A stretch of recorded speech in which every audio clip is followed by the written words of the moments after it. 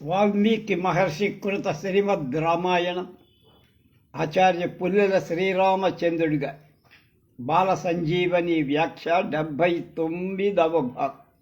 అయోధ్యకాండలో ఉన్న 65వ సర్గ. ప్రాతకాలంలో వందిజనులు స్తోత్రం చేయడం, రాజు మరణించడం తెలిసి రాణులు జాలి కలిగేట్లుగా రోధించడం అనేది మొదలెట్టు. దశరథుడు మునిశాప వృత్తాంతాన్ని చెప్పి చివరకు దుఃఖం భరించలేక ప్రాణాలు విడిచినట్లు ఇదివరకే చెప్పాం.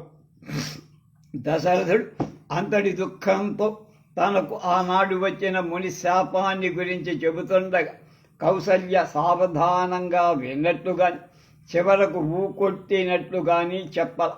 ఈ విధంగా వాగి దశరథుడు మంచంపైనే మరణించగా ఆ విషయం కూడా కౌసల్య సుమిత్రలకు తెలియల.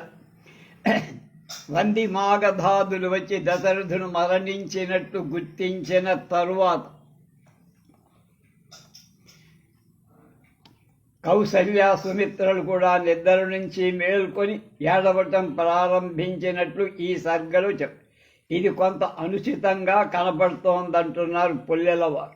కానీ ప్రాచ్య పాఠంలో ఈ సర్గ ప్రారంభంలో రెండు శ్లోకాలు అవి కూడా చేర్చి చదివితే ఉచితంగా ఉంటుందని అనుచిత్యం తొలగిపోతుంది.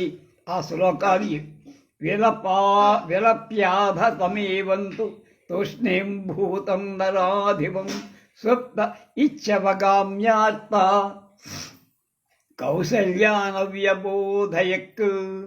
దశరథ మహారాజు ఈ విధంగా విలపించటం తర్వాత మౌనంగా ఉండటం చూసి రామ ప్రవాస దుఃఖితురాలైన కౌసల్య రాజుకు నిద్ర పట్టినదే అని తలచుకొని మేల్కొల్పలేదు.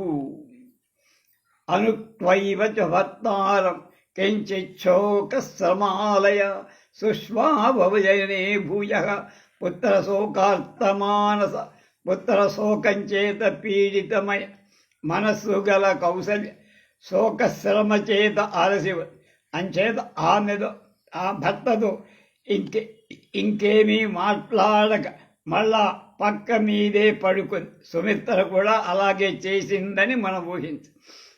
ఇది అసలు ఇప్పుడు అధరాత్ర్యాం వ్యతీతాయం ప్రాతరేనావరేమని వందినః పర్యుతాతిష్టన్ తత్పార్థివ నివేశనం సూత పరమ సంస్కార మంగళాచ్యోత్తమస్తృత గాయకా స్తుతిశీలాచ నిగదంత పృథక్ అని.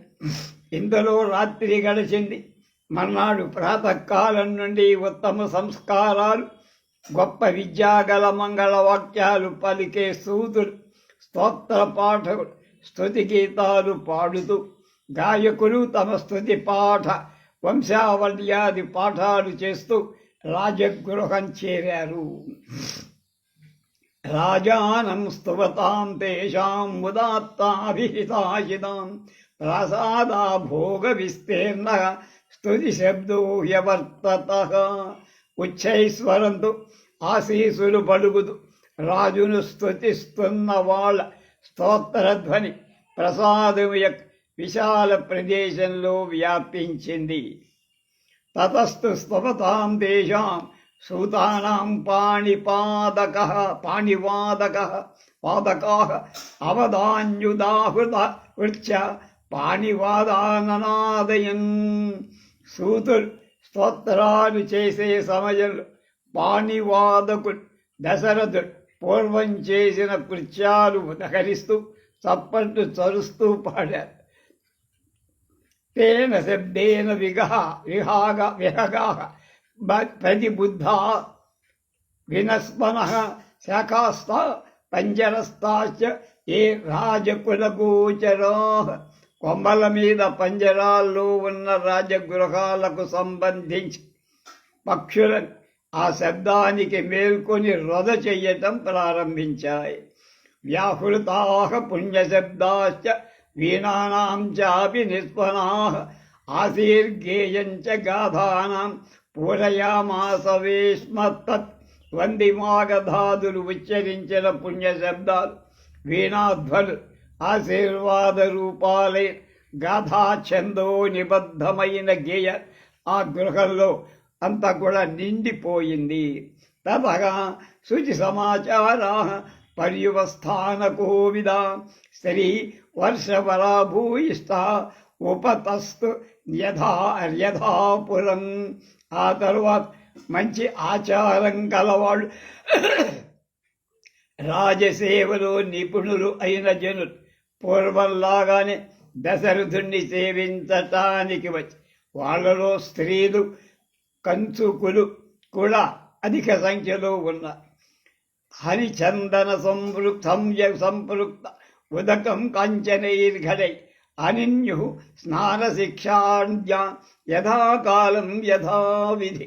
స్నానం చేయటంలో నేర్పుగల పరిచారం కాలానికి అనుగుణంగా నియమానుసారంగా బంగారు ఘటాలలో మంచి గంధం కలిపిన నీరులు తెచ్చారు. మంగళాలంబనీయాని ప్రాశనీయాను సర్పస్కరాన్ ఉపనిన్యుస్త్వధావ్యవ్యప్యన్యాః కుమారీ బహుశః స్త్రియః. ఎక్కువ మంది కన్యలున్న స్త్రీలు శరీరానికి అందుకునే మంగళ ద్రవ్యాలను, తినే వస్త్రాలు మొదలైనవి తీసుకొచ్చి సర్వలక్షణ సంపన్నం సర్వం విధివదచ్చిదం సర్వం సుగుణలక్ష్మీ తద్భూమా తద్భూవాభిహారికం. దశరథ మహారాజు కొరకై తీసుకొచ్చిన పదార్థాలని మంచి లక్షణాలు కలవై యథాశాస్త్రంగా అమర్చబడి సుగుణ సంపత్తులతో ప్రకాశిస్తుంది. తతః సూర్యోదయం యావత్ సర్వం పరిసముత్సకం తస్థాపనువనం ప్రాప్తం కిం స్విదుచ్యపశంకినం. ఆ పరిజనమంతా రాజుకు దగ్గరగా మాత్రం వెళ్లకుండా ఔత్సుక్యంతో ఏమైందా అని అనుమానిస్తూ సూర్యోదయం వరకు వేచి అలాగే ఉన్నారు. చచ్చిపోయిన వాడి ముందు శంఖాలు ఊదినట్టుంది వాళ్ళ పరిస్థితి. అధా యః కోసలేంద్రశయనం ప్రత్యనంతర తాస్త్రియస్తు సమాగమ్య భర్తారం ప్రత్యబోధై. తర్వాత దశరథ మహారాజు